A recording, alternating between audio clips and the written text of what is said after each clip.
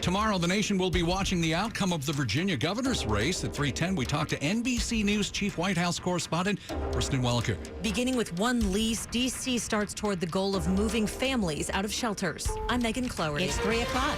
This is CBS News on the Hour, sponsored by Eggland's Best. I'm Matt Piper in New York. The coronavirus pandemic has now killed 5 million people worldwide, but health officials here in the U.S. have announced 2 major milestones in the fight. The White House says 80% of American adults have had at least one dose of the vaccine, while 70% are fully vaccinated. COVID response coordinator Jeff Zients says now it's time to take care of the children. Bottom line, we've been planning and preparing for this moment. We are ready to execute pending CDC's decision. Zients says the government has enough doses to immunize 28 million kids between 5 and 11.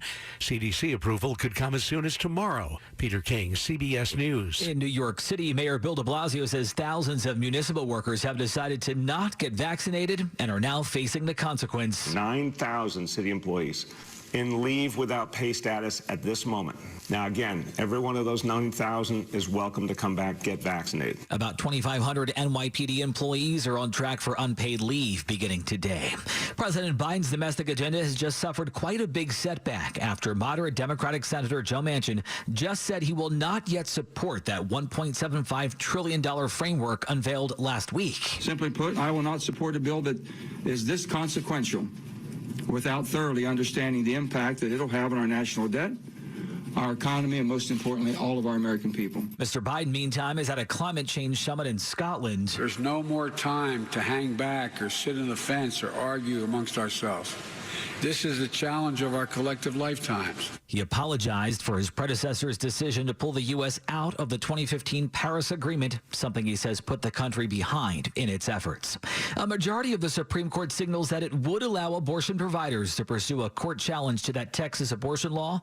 More on today's hearing from our Steve Dorsey. At issue is whether the Supreme Court can even intervene in the unique Texas law. Justice Brett Kavanaugh. There's a loophole that's been exploited here. That loophole could help the law avoid federal scrutiny, since Texas prosecutors don't enforce it. Texas Solicitor General Judd Stone. Federal courts don't issue injunctions against laws, but against officials enforcing laws. Instead, the law allows any citizen to sue abortion providers. U.S. Solicitor General Elizabeth Prelogger. Texas designed SB 8 to thwart the supremacy of federal law. Steve Dorsey, CBS News. Oklahoma's Pardon and Parole Board is recommending the governor spare the life of death row inmate Julius Jones, whose murder conviction for the 1999 killing of a businessman has drawn national attention. The Dow is up 85 at this hour. This is CBS News. Today, better nutrition and great taste are more important than ever. That's why Eggland's Best gives you and your family more. And that's healthy news for everyone. Only Eggland's Best. 3:03 on WTOP on this first day of November 2021. We have brisk conditions right now, 62.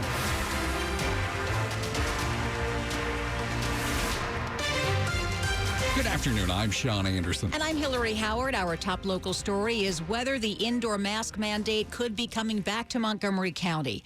The day after the requirement was lifted last week, COVID numbers went up, which is supposed to trigger the mandate to be reinstated. But that rule may be changed. The county's council president, Tom Hucker, acknowledges that the one-day snapback, as it stands, creates a yo-yo effect that can lead to a lot of confusion. So the council will be voting tomorrow to change that to 7 days. If the county has substantial COVID numbers for a week straight, only then will the indoor mask mandate be reinstated. So masks wouldn't have to go back on indoors on Wednesday as previously planned. As for criticism over why they had that one-day snapback to begin with, there's been no sort of objective manual for us to follow through this. That we've been doing the best we can, following the medical advice on a virus that didn't exist even a few years ago. Hucker says overall he's gotten a lot of positive feedback, especially given that Montgomery County is one of the most vaccinated counties in the country. Shayna Stulin, WTOP News. And in an effort to reduce the time kids have to spend in quarantine, Montgomery County Public Schools are introducing some new rules.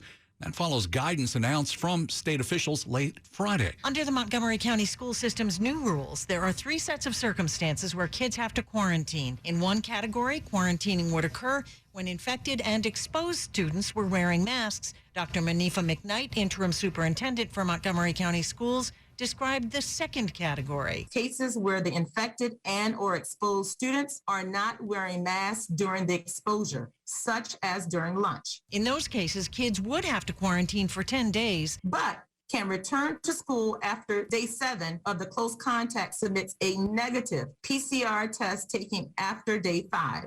Kate Ryan, WTOP News.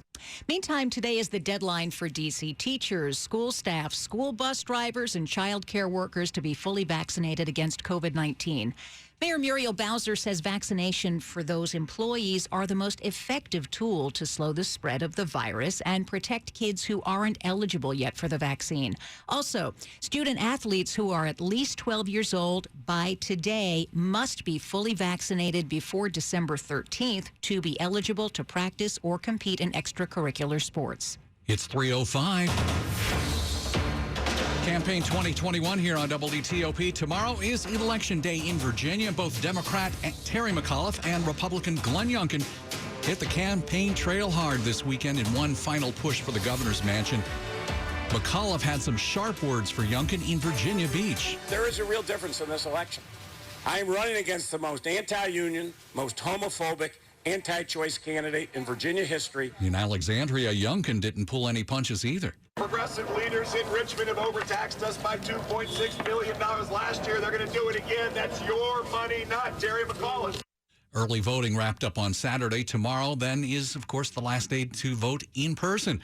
Well over 1 million Virginians have cast ballots so far. I'm Nick Einelli. Who will win? Who knows? Ahead of tomorrow's election in Virginia, most polls have Republican Glenn Youngkin and Democrat Terry McAuliffe either tied or within the margin of error in the governor's race. This is going to be a photo finish election. Stephen Farnsworth, political science professor at the University of Mary Washington. One candidate or the other may prevail in terms of the messaging over the last several days, or the get out the vote drive on election day itself. Also on the ballot, Lieutenant Governor, Attorney General, House of Delegates seats, and there are some local races, including the election for mayor and city council in Alexandria. Nick Einelli, WTOP News. By the way, we had an interview with former Governor Terry McAuliffe just a little while ago, and at 5:10 we will be hearing from Republican candidate Glenn Youngkin. So stick around for that. As for polls in Virginia, they will open at 6 a.m. They'll close at 7 p.m. tomorrow. You'll be allowed to vote if you're in line at 7. You can also drop off your ballot at an early voting location by 7 p.m. tomorrow. Just check out everything on our full voter guide at WTOP.com. And up next, NBC News Chief White House correspondent Kristen Welker joins us to talk more about the elections. It's 3:07. You work hard, so you deserve the good things in life, like getting an amazing deal on awesome internet. That's why there's never been a better time to switch to